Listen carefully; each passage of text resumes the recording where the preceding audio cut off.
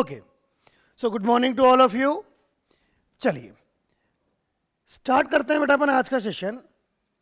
जैसा कि आप सबको पता है, हम पढ़ रहे हैं आपका class 9th। Today we will start the new subjects, everything is new, new chapter, new book, civics, political science, chapter number 1. And what is the name of the chapter? What is democracy and why democracy? What we'll start today? Today we will start the chapter number of 1 civics, class 9th. What is democracy? Why democracy? बेटा ये what is democracy and Y democracy की जब भी हम बात करते हैं इस चैप्टर के बारे में, हम थोड़ी सी बात समझते हैं तो सबसे पहला तो हमारे दिमाग में क्वेश्चन आना चाहिए कि भैया ये डेमोक्रेसी है क्या? Why it is a democracy? हम क्यों पढ़ रहे हैं ये democracy? Why we are studying this democracy? Tell me why we are studying this democracy. और क्या हम पहली बार पढ़ रहे हैं क्या? आज के पहले कभी डेमोक्रेसी नहीं पढ़ा है? बहुत पढ़ा है डेमोक्रेसी के बारे में। डेमोक्रेसी की मोस्ट फेमस डेफिनेशन है कौन सी? जो मिस्टर अब्राहम लिंकन ने दी थी। क्या दी थी अब्राहम लिंकन ने definition? Democracy is the rule of people for the people by the people. Simple सी डेफिनेशन है। डेमोक्रेसी क्या है? Rule of people for the people by the people. लोगों के द्वारा, लोगों के ऊपर, लोगों ने ही जब शासन करना है, मतलब रूल बाय पीपल। डेमोक्रेसी के बारे में हम एक सिंपल सी बात समझते हैं तो हमारे पास क्या एक डेफिनेशन आती है?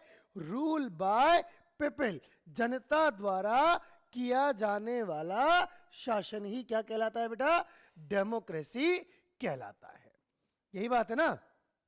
चलिए सबसे पहले हम इसका इंट्रोडक्शन पढ़ते हैं। इस चैप्टर का क्या पढ़ते हैं बेटा? सबसे पहले अपन इसका एक इंट्रोडक्शन चैप्टर हम यहां पर देखते हैं, थोड़ा सा इसके बारे में समझेंगे कि क्या होता है ये। ठीक है, ध्यान देंगे आप सब। क्या होता है समझिए। ये थोड़ा सा एक राइटिंग पोर्शन में प्रॉब्लम हो गई है, इसको हम, कोई बात नहीं है ना, इंट्रोडक्शन है ये पूरा। चलिए, what is democracy and why democracy? ये दो क्वेश्चन हमारे सामने आते हैं बेटा। क्या आते हैं बेटा आपके सामने? ये दो क्वेश्चन आते हैं। और क्या है दोनों questions? What is democracy and why democracy. और हम क्यों पढ़ रहे हैं दोनों क्वेश्चंस को? चैप्टर का नाम ही यही है, what is democracy, why democracy. हमें सिर्फ ये समझना है क्यों, क्योंकि दोनों क्वेश्चंस इस चैप्टर की हेडिंग के बेस पर हम क्या करेंगे बेटा? हम एक डिफरेंशिएट करना शुरू करेंगे कि एक डेमोक्रेटिक गवर्नमेंट और एक नॉन डेमोक्रेटिक गवर्नमेंट में क्या डिफरेंस होता है। क्या डिफरेंशिएट करना शुरू करेंगे बेटा अपन कि what is the difference between a democratic government और ए नॉन डेमोक्रेटिक गवर्नमेंट। देखो आप सब जानते हैं नॉन डेमोक्रेटिक गवर्नमेंट के बारे में पढ़ के आए हो सब। मोनार्की क्या होता है? Monarchy system non democratic government ही होता है ना बेटा। ठीक है, डिक्टेटरशिप, बहुत सारे, there are various forms of government. Government के तो बहुत सारे तरीके होते हैं ना। मोनार्की सब समझते हो, राजा महाराजाओं वाली व्यवस्था होती है कि राजा, उसके बाद उसका बेटा राजा। मतलब अब एक सिंपल सी बात समझो। सिंपल सी बात क्या समझनी है अपने को बेटा? यहां पर बहुत सिंपल सी बात बताने जा रहा हूं बेटा आपको। If ruler is elected by people, if ruler is elected by people तो क्या कहलाएगा वो? Then it will be known as democracy. क्या कहलाएगा बेटा? तो फिर ये क्या कहलाएगा भाई? डेमोक्रेसी कहलाएगा। And if ruler is not elected by people, if ruler is not elected by people, क्या कहलाएगा ये? Not a democracy. क्या उसको फिर हम डेमोक्रेसी कहेंगे क्या बेटा? जल्दी से रिप्लाई करो। क्या इसको फिर हम डेमोक्रेसी कहेंगे? नहीं ना, इसको हम कभी भी क्या नहीं कह सकते? डेमोक्रेसी नहीं कह सकते। तो डेमोक्रेसी कब कहलाएगा? When the ruler is elected by people democracy कहलाएगा। And if the ruler is not elected by people, क्या नहीं कहलाएगा बेटा? वो डेमोक्रेसी नहीं कहलाएगा। कोई डाउट है यहां तक? सिंपल सी बात समझ में आई या नहीं आई बेटा? कंफर्म? देखो सिंपल सी बात है। तो हम क्या समझ सकते हैं कि there are various forms of democracy. क्या है बेटा? Sorry, various forms of government. क्या होता है बेटा? Various forms of government. Government के हमें बहुत सारे फॉर्म्स देखने को मिलते हैं, यस और नॉट? बिल्कुल देखने को मिलते हैं। अच्छा, अब in various forms of government की मैं एक सिंपल सी बात करूं आपसे। क्या करूं बेटा? मैं एक सिंपल सी बात करूं किसकी? In various forms of government के बारे में। क्या पता लगेगा अपने को? सिंपल सी बात पता लगेगी। एक तो हो गई डेमोक्रेटिक गवर्नमेंट। क्या हो गई बेटा? एक तो हो गई डेमोक्रेटिक गवर्नमेंट, और एक कौन सी हो गई बेटा? Non democratic government. इतना तो अपने को समझ में आ जाता है। एक तो क्या हो गया बेटा? डेमोक्रेटिक गवर्नमेंट हो गया, और एक क्या हो गया भैया? नॉन डेमोक्रेटिक गवर्नमेंट हो गया। इतनी सी बात अपने बहुत अच्छे से खोपड़ी के अंदर बैठ जाती है, इतनी सी बात अपने समझ में आ जाती है, बिल्कुल समझ में आ जाती है। अब बात यह है कि ये नॉन डेमोक्रेटिक गवर्नमेंट्स होती कौन कौन सी है? बात क्या है बेटा? कि ये नॉन डेमोक्रेटिक गवर्नमेंट्स होती कौन कौन सी है, बस हमें यह समझना है अच्छे से। आप सबको पता होगा मोनार्की, है ना, जिसे हम राजा महाराजाओं वाला सिस्टम कहते हैं। डिक्टेटरशिप, क्या होता है बेटा? एक डिक्टेटरशिप। ये भी क्या होता है? एक नॉन डेमोक्रेटिक गवर्नमेंट का ही एक पार्ट है। बहुत सारे तरीके होते हैं, लेकिन अब क्वेश्चन ये आता है, क्वेश्चन क्या आता है कि all the democratic governments, all the democratic governments in the world, all the democratic governments in the world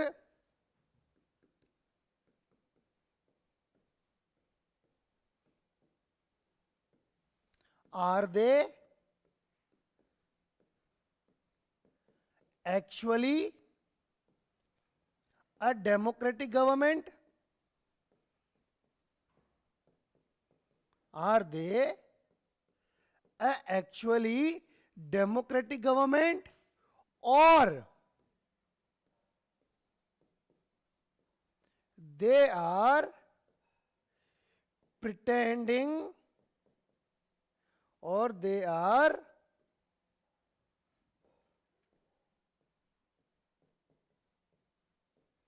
pretending to be a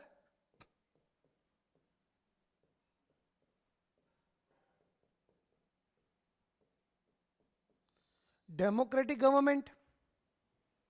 मतलब हमें दुनिया में जितनी भी गवर्नमेंट्स दिखाई दे रही है वो सब डेमोक्रेटिक गवर्नमेंट है क्या? या फिर वो सब बस नाटक चल रहा है कि भाई वो अपने आप को डेमोक्रेटिक गवर्नमेंट बता रही है, कह रही है, लेकिन एक्चुअलिटी में डेमोक्रेसी जैसी कोई बात उनके अंदर दिखाई नहीं दे रही है।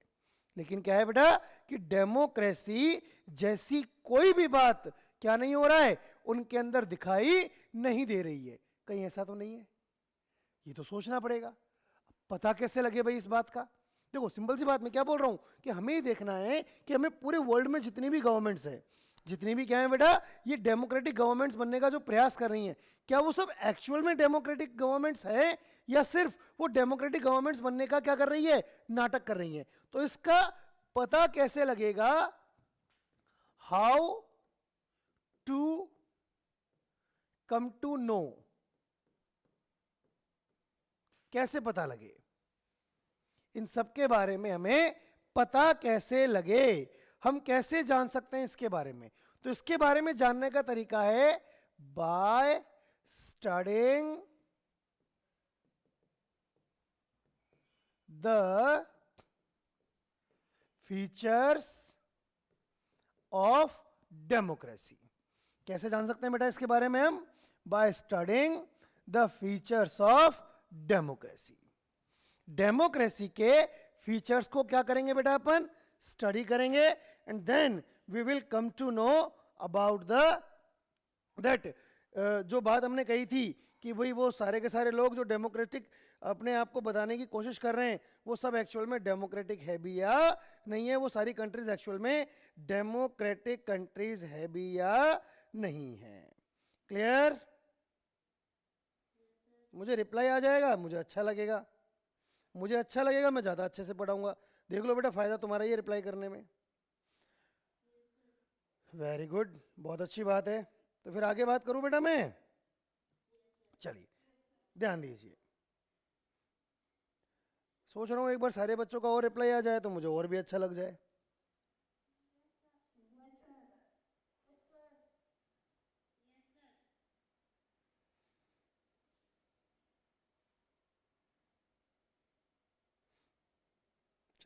वेरी गुड, आ गया।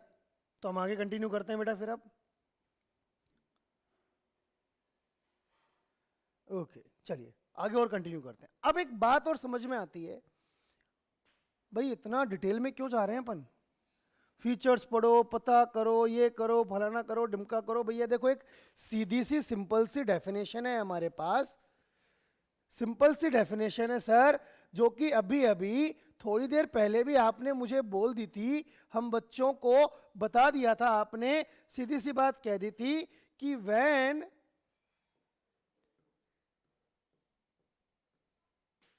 Rulers are elected by people, when rulers are elected by people, क्या कह रहे हैं इसको अपन? डेमोक्रेसी कह तो रहे हैं सर, दिक्कत कहां आ रही है फिर क्यों प्रॉब्लम इतनी सारी हम क्रिएट कर रहे हैं? सीधी सी बात आपने बता दी, when the rulers are elected by people, क्या कहा जाता है उसको? डेमोक्रेसी कहा जाता है। बोले यही तो बताया आपने हमें। बिल्कुल मैंने यही बताया बेटा, लेकिन इसमें सीधी सी बात क्या पता लग रही है? wherever elections are holding, इसका मतलब क्या है? इस सिंपल सी डेफिनेशन का मीनिंग क्या निकलने के आता है कि इसका मतलब कि जहां भी इलेक्शंस हो रहे हैं, जहां भी इलेक्शंस हो रहे हैं वो क्या है? फिर डेमोक्रेसी है। इसका मतलब तो क्या हो गया बेटा कि जहां भी इलेक्शंस हो रहे हैं वो क्या कहलाएगी? वो डेमोक्रेसी कहलाएगी। यही हुआ इसका मतलब तो, यस और नॉट? बिल्कुल, इसका मतलब यही हुआ, लेकिन it is not always true. It is not always true. क्या नहीं है बेटा? ये हमेशा ये बात सच हो जाए ऐसा संभव नहीं है। हमेशा ये बात क्या हो जाए? सच हो जाए ऐसा संभव नहीं है। Am I clear? आगे बात करूं? चलिए, तो यही बातें हमें क्या करना है? इस चैप्टर के अंदर पढ़नी है। ठीक है, चलिए तो हम क्या पढ़ने जा रहे हैं चैप्टर के अंदर? What we are going to study in this chapter. चलिए वो देख लेते हैं सबसे पहले तो क्या पढ़ने वाले अपन इस चैप्टर के बारे में। सबसे पहले हम क्या पढ़ेंगे बेटा? What is democracy. क्या पढ़ेंगे अपन बेटा? What is democracy. फिर हम पढ़ेंगे कुछ फीचर्स, पढ़ेंगे किसके? डेमोक्रेसी के। जैसे कि जितने भी डिसीजंस हैं वो किसके द्वारा लिए जाएं? इलेक्टेड लीडर्स के द्वारा डिसीजंस लिए जाने चाहिए। अच्छा, इसके बारे में जब हम बात करेंगे ना तो हम पाकिस्तान का एग्जांपल पढ़ेंगे। देखो हर, अच्छा ये और बता देता हूं, हम ये जो भी डेमोक्रेसी के बारे में पढ़ेंगे ना, जितने भी फीचर्स पढ़ेंगे वो सब हम किसी न किसी कंट्री का एग्जाम्पल लेके पढ़ेंगे। क्या करेंगे बेटा? वो सब हम किसी न किसी कंट्री का एग्जाम्पल लेके पढ़ेंगे। जैसे जो major decisions by elected leaders है, इसको हम किसके एग्जाम्पल से पढ़ेंगे? पाकिस्तान के एग्जाम्पल से पढ़ेंगे। फिर हम ये जो पढ़ेंगे free and fair electoral competition, ये हम किसके एग्जाम्पल से पढ़ेंगे? ये मैक्सिको और चाइना के एग्जाम्पल से पढ़ेंगे। फिर हम पढ़ेंगे one person one vote one value, इसको हम पढ़ेंगे बेटा शायद सऊदी अरबिया के एग्जाम्पल से पढ़ेंगे। Rule of law and respect of rights, ये भी हम पढ़ेंगे, ये भी किसी एक कंट्री के एग्जाम्पल से पढ़ेंगे। फिर लास्ट में हम समरी डेफिनेशन को कंटिन्यू करेंगे। क्लियर? साथ ही साथ इस चैप्टर के अंदर हम पढ़ेंगे कि why democracy, arguments against democracy. कुछ लोग क्या करेंगे? डेमोक्रेसी को खराब बताएंगे, तो हम उनकी बातें भी यहां पर सुनेंगे। कुछ लोग क्या करेंगे? Why democracy, arguments for democracy, democracy के फेवर में बात करेंगे।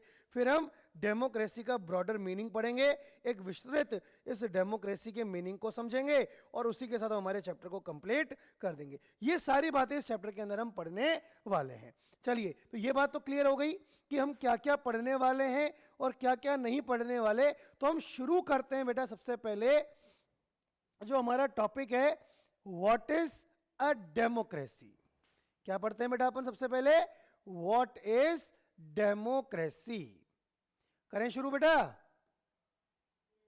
चलिए, तो डेमोक्रेसी क्या होती है समझो। हम बार बार यही पढ़ रहे हैं बेटा। डेफिनेशन क्या लिखी है? ध्यान से पढ़ेंगे। Democracy is a form of government in which the rulers are elected by the people. क्या है बेटा? Democracy is a form of government in which the rulers are elected by the people. Clear है ये चीज? ये बात तो समझ में आ जानी चाहिए। फिर डेमोक्रेसी क्या है? गवर्नमेंट का एक ऐसा फॉर्म है जहां पर रूलर्स को कौन इलेक्ट कर रहा है बेटा? जनता द्वारा चुना जा रहा है। किसके द्वारा चुना जा रहा है बेटा? जनता द्वारा चुना जा रहा है। क्लियर है यहां तक? आगे बात कर दूं बेटा पे अब? अच्छा, लेकिन ये जो डेफिनेशन है भाई, वही बात हो गई कि रूलर्स इलेक्टेड बाय पीपल, मतलब जहां पर इलेक्शन हो रहे हैं इसका मतलब वो डेमोक्रेसी है। इसका मतलब तो क्या हो गया कि जहां पर इलेक्शंस हो रहे हैं वो क्या हो गई? फिर डेमोक्रेसी हो गई। अकॉर्डिंग टू दैट, जब rulers are elected by people है, तो इस डेफिनेशन के अकॉर्डिंग तो जहां जहां भी इलेक्शंस करवाए जा रहे हैं, क्या हो रहा है बेटा?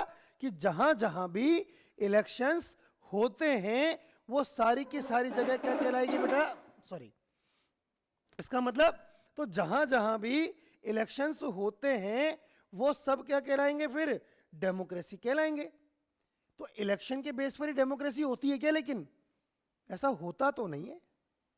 ऐसा होता तो नहीं, अभी मैंने बताया था ना आपको कि नहीं, ऐसा संभव नहीं है। ये लिखा था ना बेटा, ध्यान दो। It is not always true. ये हमेशा क्या नहीं है? सच नहीं होता है कि जहां पर इलेक्शन हो रहे हैं वो डेमोक्रेसी हो जाए। लेकिन ये डेफिनेशन तो हमसे यही कह रही है। So the definition is helpful for us to separate democracy from all forms of non democratic government. ठीक है, कुछ तो मदद कर ही रही है डेफिनेशन। हाँ, तो भाई यहां तक क्लियर है? आगे बात करें अपन। अच्छा, तो ये डेफिनेशन हमसे क्या कहती है? It reminds us that democracy is people's rule. क्या कह रही है बेटा डेफिनेशन? ये डेफिनेशन हमको ये तो बता रही है कि डेमोक्रेसी क्या है? जनता द्वारा चुनी जाने वाली एक सरकार है। क्या है बेटा? कि डेमोक्रेसी क्या है? जनता द्वारा चुनी जाने वाली फॉर्म, गवर्नमेंट का एक फॉर्म है। मतलब सिंपल सी बात आपको समझ में आ जानी चाहिए ना बेटा कि क्या है? पीपल्स रूल, जनता का रूल होता है। क्या होता है जनता का रूल? डेमोक्रेसी होता है। क्लियर है यहां तक? कोई दिक्कत है बेटा इसमें किसी को? आगे बात करते हैं अपन। एक बार इसको मैं सही कर लूं। चलिए, हाँ देखिए, क्लियर है यहां तक कि it reminds us that democracy is people's rule. ठीक है, ये बात समझ में आ गई। लेकिन फिर भी प्रॉब्लम है। फिर भी क्या है बेटा? प्रॉब्लम है। और वो प्रॉब्लम क्या है? चलिए वो थोड़ा सा मैं आपको बता देता हूं, ध्यान देंगे आप। अरे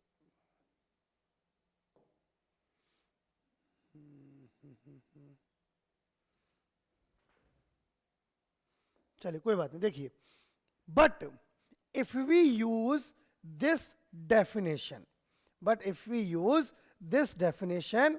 in an unthinking manner, लेकिन अगर इस डेफिनेशन को हम बिना सोचे समझे काम में लेते हैं, क्या करते हैं बेटा? अगर इस डेफिनेशन को हम बिना सोचे समझे क्या करते हैं बेटा?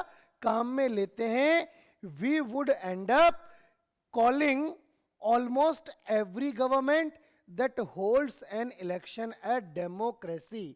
अगर हम इस डेफिनेशन को, कौन सी डेफिनेशन को, कि democracy is a form of government in which rulers are elected by the people, ठीक है, अगर इस डेफिनेशन को हम बिना सोचे समझे, क्या करें बेटा? अगर इस डेफिनेशन को हम बिना सोचे समझे इस डेफिनेशन को क्या कर दें अपन? काम में लेने लगे, समझने लगे, तो क्या होगा? तो होगा ये कि हम क्या करेंगे? ये मानने लगेंगे कि हर वो डेमोक्रेसी या हर वो गवर्नमेंट जहां पर इलेक्शंस करवाए जा रहे हैं, कौन सी गवर्नमेंट है बेटा? डेमोक्रेटिक गवर्नमेंट है। हर वो गवर्नमेंट जहां पर क्या हो रहे हैं? इलेक्शंस हो रहे हैं, क्या मान लिया जाएगा उसको? एक डेमोक्रेटिक गवर्नमेंट मान लिया जाएगा। लेकिन आपको तो पता है, क्या पता है? कि it is not always true. क्या नहीं है? यह हमेशा सही नहीं होता है कि हर वो गवर्नमेंट जहां पर इलेक्शन हो रहे हैं वो क्या हो जाए? डेमोक्रेसी हो जाए। हमेशा ऐसा होता है क्या बेटा? नहीं, हमेशा ऐसा नहीं होता है। तो चलिए फिर क्या होता है वो देख लेते हैं फिर अपन। देखिए, we need to carefully distinguish between a government that is a democracy and one that pretends to be one. मतलब हमें बड़ा ध्यान रखना पड़ेगा, बहुत विशेष रूप से क्या करना पड़ेगा बेटा? हमें यह ध्यान रखना पड़ेगा कि are they actually a democracy or they are pretending to be a democratic government। मतलब जिन गवर्नमेंट्स की हम बात कर रहे हैं वो सारी की सारी गवर्नमेंट्स एक्चुअल में डेमोक्रेटिक गवर्नमेंट है भी या नहीं, या बस सिर्फ डेमोक्रेटिक गवर्नमेंट होने का नाटक ही चल रहा है। उन सब के लिए हमें यह समझना पड़ेगा कि क्या वो सारी की सारी गवर्नमेंट्स डेमोक्रेटिक गवर्नमेंट्स भी है या नहीं, या फिर वो सब क्या हो रही हैं? केवल डेमोक्रेटिक गवर्नमेंट बनने का केवल प्रयास किया जा रहा है, केवल नाटक किया जा रहा है। क्लियर? तो हमें एक डिफरेंस समझना पड़ेगा किस चीज के अंदर? एक ऐसी गवर्नमेंट जो एक्चुअल में डेमोक्रेसी है और एक ऐसी गवर्नमेंट जो क्या कर रही है? डेमोक्रेटिक गवर्नमेंट बनने का प्रिटेंडिंग, मतलब नाटक कर रही है। क्लियर है बेटा यहां तक? Any doubts to anyone? Confirm? आगे बात करें अपन? पक्का? चलिए, सो अब इसको हम कैसे कर सकते हैं? We can do so by understanding each word in this definition carefully and spelling out the features of democratic government। अब हम कैसे समझे कि कोई भी एक गवर्नमेंट एक्चुअल में डेमोक्रेटिक गवर्नमेंट है या केवल और केवल डेमोक्रेटिक गवर्नमेंट बनने का नाटक कर रही है? हमारे लिए समझना तो पड़ेगा हमें, लेकिन ये समझे कैसे? The biggest question is how we can become मतलब how we can understood this thing that is it a democratic government, या वो बन रही है डेमोक्रेटिक गवर्नमेंट बनने का नाटक कर रही है? समझे कैसे इस बात को? तो इस बात को समझने का एक तरीका है। क्या तरीका है बेटा? सीधा सा तरीका है। एक तो जो डेफिनेशन है, इस डेफिनेशन के हर वर्ड को ध्यान से समझो, और दूसरा फीचर्स पढ़ लो। हर वर्ड को ध्यान से समझने का मतलब वही है कि डेमोक्रेटिक गवर्नमेंट के जो फीचर्स है ना उनको समझ लो, और फिर देख लो कि वो फीचर्स उस गवर्नमेंट के अंदर है या नहीं है, तो वो डेमोक्रेटिक गवर्नमेंट है, नहीं है तो वो डेमोक्रेटिक गवर्नमेंट नहीं है। क्लियर? तो डेफिनेशन क्या है? हम बार बार पढ़ते आ रहे हैं, democracy is a form of government in which the rulers are elected by the people. क्या है बेटा? Democracy is a form of government in which the rulers are elected by the people. वापस बोल रहा हूं बेटा मैं, democracy is a form of government in which the rulers are elected by the people. Clear? I just hope कि आप सबको यहां तक सारी चीजें क्लियर है। तो चलिए स्टार्ट करते हैं हम आगे। देखिए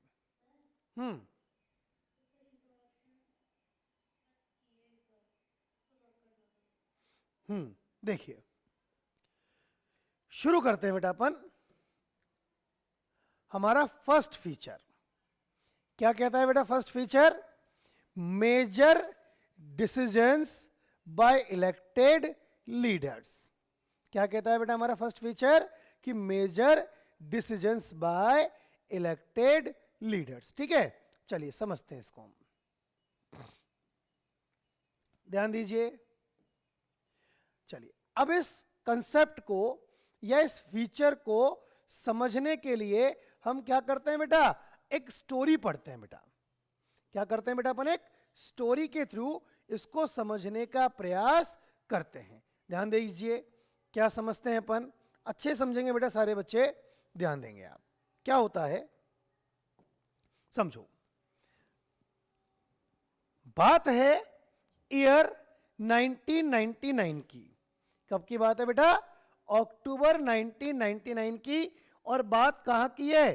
पाकिस्तान की। कहां की बात है बेटा? पाकिस्तान की। उस समय पाकिस्तान में जो प्राइम मिनिस्टर थे उनका नाम था Nawaz Sharif. At that time Pakistan का जो प्राइम मिनिस्टर या प्रेसिडेंट जो भी रहे होंगे वो कौन थे? नवाज शरीफ।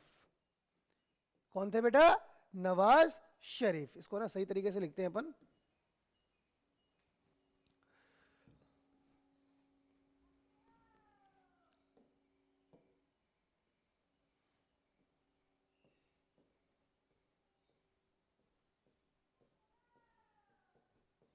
हाँ भाई, कौन थे ये? एट दैट टाइम पाकिस्तान के प्राइम मिनिस्टर थे। अब एक्चुअल में क्या हुआ कि इनके ऊपर कई सारे करप्शंस के क्या लग गए? इल्जाम लग गए। इनके ऊपर कई सारे इल्जाम लग गए, मतलब ये कि गवर्नमेंट जो थी ना वो संकट में आ गई। नाम ही शरीफ रह गया, बाकी इन्होंने काम सारे बदमाशियों वाले किए। तो लोगों ने क्या किया, मतलब इनके लिए गुस्सा थे। अच्छा, उसी समय पाकिस्तान में एक व्यक्ति और था जिसका नाम था परवेज मुशर्रफ। नाम सबने सुना होगा इसके बारे में, सब जानते होंगे इसके बारे में। क्या नाम था इसका? जनरल परवेज मुशर्रफ। इसके नाम के आगे जनरल क्यों लगा है? क्योंकि ये पाकिस्तानी आर्मी के अंदर एक मिलिट्री कूप का लीडर था। मिलिट्री कूप मतलब एक सेना की टुकड़ी का क्या था? ये लीडर था। ठीक है, अब इसने क्या किया, ध्यान समझना। इसने क्या किया, बहुत अच्छे समझना बेटा। इसने क्या किया है? इसने क्या किया कि पाकिस्तान के अंदर कि जैसे ही इसने देखा कि उस समय जो डेमोक्रेटिक गवर्नमेंट है कौन सी? नवाज शरीफ की, वो संकट में है और उससे लोग बुरी तरह से परेशान हैं, तो इसने मौके का फायदा उठाया। क्या किया बेटा इसने? मौके का फायदा उठाया। अच्छा ना, ये लिखना नहीं है कहीं भी, है ना, सिर्फ मैंने लिख दिया यहां पर। कैसे उठाया मौके का फायदा मैं बताता हूं आपको। इसने क्या किया कि अपनी कुछ टैक्टिक्स चली, अपनी कुछ चाल चली और उनके थ्रू पाकिस्तान के अंदर जो डेमोक्रेटिकली इलेक्टेड गवर्नमेंट थी ना, किसकी? नवाज शरीफ की, उसको उखाड़ के फेंक दिया। इसने हटा दी उस गवर्नमेंट को। क्यों? संकट में तो वैसी थी गवर्नमेंट, कमजोर तो सरकार वैसे ही थी। अब इसने वहां पर कुछ ऐसी चालें चली कि वो जो डेमोक्रेटिकली गवर्नमेंट थी उसको इसने अपने ताकत के दम पर क्या कर दिया? उखाड़ के फेंक दिया। और खुद को क्या कर दिया? कंट्री का चीफ एग्जीक्यूटिव डिक्लेयर कर दिया। क्या कर दिया बेटा? परवेज मुशर्रफ ने खुद को कंट्री का चीफ एग्जीक्यूटिव डिक्लेयर कर दिया। क्या कर दिया बेटा उसने? अपने आप को कंट्री का क्या डिक्लेयर कर दिया बेटा? Chief executive. उसने क्या कर दिया? अपने आप को डिक्लेयर कर दिया। क्लियर है यहां तक? चलिए, अच्छा, फिर बाद में और वो खुद क्या बन गया? पाकिस्तान का सबसे बड़ा ऑफिसर बन गया। अब ऐसा तो है नहीं बन गया, पावरफुल रहा होगा तभी बन गया। इतनी बड़ी कंट्री का कोई एक आदमी केवल अपनी मर्जी से क्या बन जाए, लीडर बन जाए, संभव नहीं है ना। कोई ना कोई तो सपोर्टर उसका रहा ही होगा, ठीक है। तो उनके सबके सपोर्ट से क्या बन गया, वो कंट्री का लीडर बन गया, ठीक है, बात समझ में आ गई। उसके बाद देखो अभी कौन है, वो चीफ एग्जीक्यूटिव। लेकिन 2002 में उसने अपना ये जो नाम था ना चीफ एग्जीक्यूटिव, उसको चेंज करके क्या बताया कि बोले भाई मैं तो पाकिस्तान का प्रेसिडेंट हूं। कौन हूं, ये चीफ एग्जीक्यूटिव नहीं हूं, कौन हूं, मैं तो पाकिस्तान का प्रेसिडेंट हूं। और साथ में उसने एक रेफरेंडम भी करवाया कंट्री के अंदर। चलिए रेफरेंडम क्या होता है वो मैं समझाता हूं, ध्यान से समझना, ध्यान देना। What do we mean by referendum, समझना बेटा है ना, विशेष रूप से समझना कि रेफरेंडम का मीनिंग क्या होता है। देखो अच्छे से समझो बात को। देखो एक आज आप वोट देने जाओगे, इलेक्शंस होते हैं, अगर हम वोट देने जाते हैं तो हमारे सामने क्या है, बहुत सारे कैंडिडेट होते हैं, हमको उनमें से किसी कैंडिडेट में से चुनना होता है किसी को, वो हो गया इलेक्शन। रेफरेंडम का मतलब कि मान लो इलेक्शन में केवल मैं खड़ा हूं, मैं अकेला इलेक्शन में खड़ा हूं, और आपके पास क्या ऑप्शन है कि whether you want to me win और नॉट, यस और नो में जवाब देना है आपको। केवल आपको क्या करना है, केवल यस और नो में जवाब देना है कि मैं मतलब इलेक्शन जीतूं या नहीं जीतूं। कोई और कैंडिडेट नहीं है, कोई और कैंडिडेट खड़ा हुआ नहीं है, केवल मैं ही खड़ा हूं, और मेरे लिए आपको यह बताना है कि मुझे जीतना है या नहीं जीतना, हाँ या ना, वेदर यू लाइक मी और नॉट। आप मुझे एज ए इलेक्शन कैंडिडेट पसंद करते हो या नहीं करते हो, बस दैट इज रेफरेंडम। तो उसने क्या किया बेटा, एक रेफरेंडम कंडक्ट करवाया, ठीक है। और उस रेफरेंडम को उसने बेस बनाकर अपना जो पोजीशन है, उसको अपना जो टाइम पीरियड है वो 5 साल के लिए उसने और बढ़ा लिया। मतलब कि 10 साल, मतलब आगे 2007 तक क्या रहूंगा, मैं ही कंट्री का प्रेसिडेंट रहूंगा। खुद ने सब कुछ उसकी खुद की मर्जी से चल रहा है, किसी और की मर्जी से कुछ भी नहीं हो रहा है। क्लियर है बेटा यहां तक। इसके खिलाफ काफी सारे क्या हुए, प्रोटेस्ट भी हुए। प्रोटेस्ट समझते हो ना, आंदोलन हुए कि बोले भाई ये रेफरेंडम किस बात का है, तो फर्जी है। खुद ने हाँ या ना में क्या जवाब होता है, कोई और खड़ा तो करो। बोले हम अगर कोई, हम ये देख रहे हैं कोई नहीं है, तो कई लोगों ने इसलिए हाँ कर दिया होगा। तो मतलब कई लोगों ने इसके अगेंस्ट, जैसे ह्यूमन राइट्स वाले थे, ठीक है, अपोजिशन पार्टी वाले थे, कई सारे लोग थे जिन्होंने क्या किया, इसके खिलाफ आंदोलन भी किए, इसका विरोध भी किया, काफी सारा विरोध भी इसने यहां पर इसको फेस करना पड़ा। क्लियर। तब जाकर इसने देखा कि भाई कंट्री में सारे लोग क्या है, मेरे अगेंस्ट है। तो क्यों अगेंस्ट है, क्योंकि मैं कंट्री का हेड तो हूं। मैं कौन हूं बेटा, मतलब परवेज मुशर्रफ, मैं तो एक टीचर हूं, आपको पता है ना। कौन है ये, कंट्री का, बोले मैं हेड तो बन गया, मैं कंट्री का हेड तो बन गया, लेकिन मैं जो कंट्री का हेड बनाऊं वो एक लीगल कॉन्स्टिट्यूशनल प्रोसीजर से नहीं बनाऊं। क्या पता था इसको बेटा, कि मैं कंट्री का हेड तो बनाऊं, लेकिन कैसे नहीं बनाऊं, एक कॉन्स्टिट्यूशनल प्रोसीजर से मैं कंट्री का हेड नहीं बनाऊं। क्लियर है यहां तक, बात समझ में आई बेटा सबको। चलिए, तब इसने क्या किया कि 2002 में एक लीगल फ्रेमवर्क ऑर्डर निकाला। क्या किया बेटा इसने 2002 में, एक लीगल फ्रेमवर्क ऑर्डर निकाला। किसने निकाला ये ऑर्डर, परवेज मुशर्रफ ने। और उस ऑर्डर की विशेष बातें क्या थी वो समझाता हूं मैं आपको। इसने क्या किया, पाकिस्तान के कॉन्स्टिट्यूशन को ही बदल दिया। भाई मैं कॉन्स्टिट्यूशनली नहीं हूं ना, अगर मैं लीडर क्या नहीं हूं, कॉन्स्टिट्यूशनली नहीं हूं, और मुझे तो ऐसे लीडर बनना है, तो मैं क्या करता हूं, कॉन्स्टिट्यूशन को ही चेंज कर देता हूं। क्या किया इसने, परवेज मुशर्रफ ने पाकिस्तान के कॉन्स्टिट्यूशन को ही क्या कर दिया, इसने चेंज कर दिया। According to this order, the president can dismiss the national and provincial assemblies. इस ऑर्डर के अकॉर्डिंग जो प्रेसिडेंट होगा पाकिस्तान का, इसने कॉन्स्टिट्यूशन के अकॉर्डिंग ये पावर अपने हाथ में ले ली कि जो नेशनल या प्रोविंशियल असेंबलीज होती हैं, जैसे लोकसभा हो गया, हमारा विधानसभा हो गया, इनको प्रेसिडेंट जब चाहे जब डिसमिस कर सकता है। मतलब जो एक फेडरल सिस्टम होता है, जहां पर पावर किसके हाथ में होती है, स्टेट गवर्नमेंट के हाथ में भी होती है और यूनियन गवर्नमेंट के हाथ में भी होती है, इसने वो पूरी की पूरी पावर केवल और केवल किसके हाथ में ले ली, परवेज मुशर्रफ ने प्रेसिडेंट के हाथ में दे दी। प्रेसिडेंट मतलब इसने वो सारी की सारी पावर्स अपने खुद के हाथ में ले ली। क्लियर। इसके अलावा the work of the civilian cabinet is supervised by a national security council which is dominated by the military officers.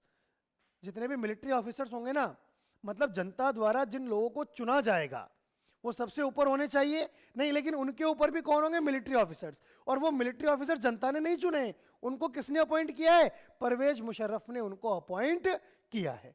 इसके अलावा elections were held in Pakistan. Pakistan में क्या होंगे बेटा? इलेक्शंस तो होंगे, that's okay, but the final power rested with military officers and general Musharraf himself. Elections होंगे, निश्चित रूप से होंगे, लेकिन पावर किसके हाथ में रहेगी? या तो परवेज मुशर्रफ के हाथ में रहेगी या मिलिट्री ऑफिसर्स के हाथ में रहेगी। मतलब इलेक्शन होंगे लेकिन पावर किसके हाथ में नहीं रहेगी? जिन लोगों को जनता ने चुना है उनके हाथ में पावर नहीं होगी। पावर किसके हाथ में होगी? उनके हाथ में होगी जिनको जनता ने नहीं चुना। तो why Pakistan under Pervez Musharraf should not be called democracy? तो क्या इसको डेमोक्रेसी कह सकते हैं? क्या नहीं कह सकते। क्यों? क्योंकि डिसीजन कौन ले रहा है? डिसीजन एक ऐसा आदमी ले रहा है जिसको जनता ने नहीं चुना है। कौन ले रहा है बेटा डिसीजन? डिसीजन एक ऐसा आदमी ले रहा है जिसको जनता ने नहीं चुना है। जबकि लेना किसको चाहिए? एक ऐसे व्यक्ति को लेना चाहिए जिसको जनता ने चुना हो। क्लियर है बेटा यहां तक? तो in a democracy the final decision making power must rested with those elected by the people. तो देखो पाकिस्तान में इलेक्शन हो रहे हैं लेकिन फिर भी पाकिस्तान क्या नहीं है? एक डेमोक्रेसी नहीं है। पाकिस्तान में इलेक्शंस हो रहे हैं ना, इलेक्शन हुए, लेकिन फिर भी पाकिस्तान क्या नहीं है? डेमोक्रेसी नहीं है। क्यों नहीं है बेटा डेमोक्रेसी? क्योंकि हमको एक बात दिखी कि यहां पर जो मेजर डिसीजंस हैं वो कौन नहीं ले रहा है? इलेक्टेड लीडर्स नहीं ले रहे हैं। जबकि डेमोक्रेसी की सबसे बड़ी खासियत क्या है? कि मेजर डिसीजंस किसके द्वारा लिए जाने चाहिए? इलेक्टेड लीडर्स के द्वारा लिए जाने चाहिए। तो ये पाकिस्तान का एग्जाम्पल कौन सा हो गया? Pakistan is not a democracy, but it is trying to be pretending to be a democracy. Clear? तो फर्स्ट फीचर हमारा कंप्लीट, इसके बेस पर हमारा टॉपिक कंप्लीट है। बाकी बातें बेटा हम नेक्स्ट क्लास में करेंगे। Till then thank you class.